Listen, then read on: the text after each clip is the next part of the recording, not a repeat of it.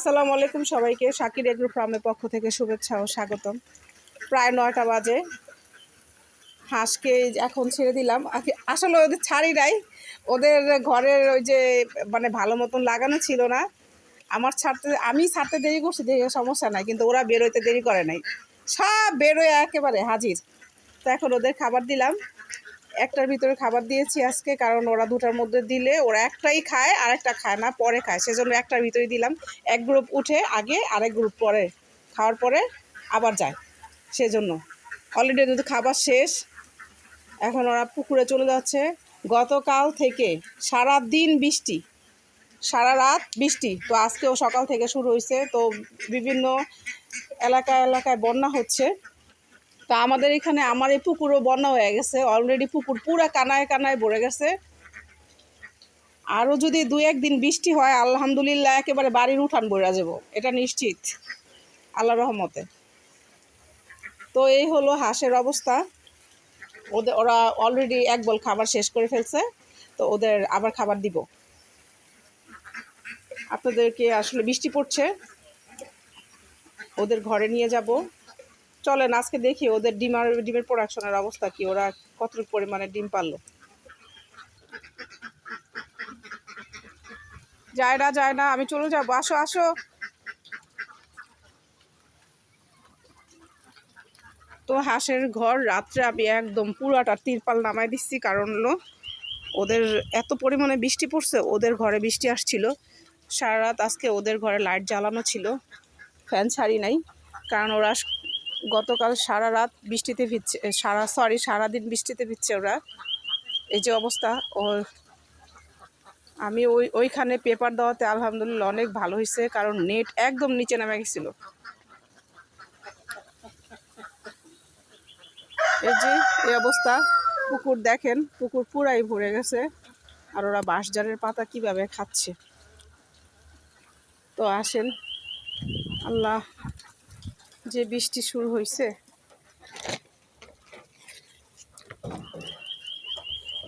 তো এই যে বিসমিল্লাহ। কি ব্যাপার, তোমাকে ছেড়ে দিছে?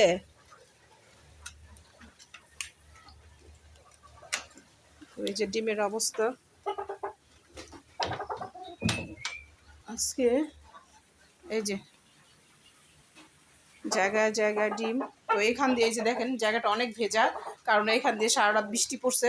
এইটুক জায়গায় আমি নামাই দিতে ইচ্ছে করেই, কারণ একটু রুমের ওদের যে একটা গন্ধ গ্যাস, ওটা পাস হোক, হাওয়া বাতাসটা পাস হওয়ার জন্য এইটুক জায়গা খোলা রাখছি। আর সবই এইখান দিয়ে একটু বন্ধ ঢেকে দিছে, কারণ যেহেতু ফ্যান ছাড়ি নাই। এই যে অবস্থা, তো ওদের খোলা রাখাটা দরকার ছিল হাওয়া বাতাস পাস হওয়ার জন্য। তো আল্লাহ ভালো জানে। তো ডিম তো আমার সব ঘরে এখন জমছে, দিয়ে আসা লাগবে। আজকে কত, আজকে 30 তারিখ ছিল। অনেক ডিম, প্রায় কত 28-30 কেসের মতো ডিম জমে গেছে। আমার এগুলো দিয়ে আসা উচিত, কিন্তু আকাশের যে অবস্থা, আমি তো ঘর থেকে বেরোতেই পাচ্ছি না। তো এই যে আমার বাহাদুর আজকে ওকে শাকির ছেড়ে দিয়েছে সকাল সকালই। ও রুমের ভিতরে থাকে, ওকে বের করবো না, কারণ ও বেরোলে ওদের খেতে দেয় না। হ্যাঁ বাহাদুর, এই এই তুমি জঙ্গলি ডান্স করো। তাহলে বন্ধুরা আসেন, আজকে কটা ডিম দিল দেখি। তো আলহামদুলিল্লাহ আমার ডিমগুলো সব গুছানো কমপ্লিট। আজকে 117 পিস ডিম পেলাম, তার মধ্যে একটা ভাঙা, আর একটা 17 না 18 পিস। একটা একদম ছোট কোয়েল পাখির মতো দিচ্ছে, ওটা ঘরে নিয়ে গেছি। ওটা আসলে কোনো ডিমের সাইজেই পড়ে না, হাঁসের ডিম অনুযায়ী ডিমের কোনো সাইজেই পড়ে না, এত পরিমাণে ছোট। তো ওরা আসলে একরের ডিম কখনোই দেয় না। আর বাদবাকি যে ডিমগুলা 24-25 পিস দেয় 100, বাদবাকি ডিমগুলো ওরা দিনের বেলা পানিতে পারবে, উঠানে পারবে, পুকুরের পাড়ে পারবে। তো 2টার পরে যেগুলো দিবে ওগুলো সব চান ডিম। তো এর মধ্যে যেগুলো দিবে ওগুলো সব ভালো ডিম। তো কালকে একটা ডিম দিছে, অর্ধেক চাম আর অর্ধেক শক্ত। তো ওরা প্রায় এরকম করে। তো আজকে আমার চার কেস কমপ্লিট হয় নাই। ওরা চাইলে করতে পারতো। খাবার তো আলহামদুলিল্লাহ ভালোই খাইছে কালকে। তারপরেও এগুলো আসলে কিছু বলা যায় না, কম বেশি হতেই পারে। তো এই যে অবস্থা, এখন ঠান্ডা শীতের ভিতরে বর্ষা, ওদের নিয়ে খুব প্যারায় আছি।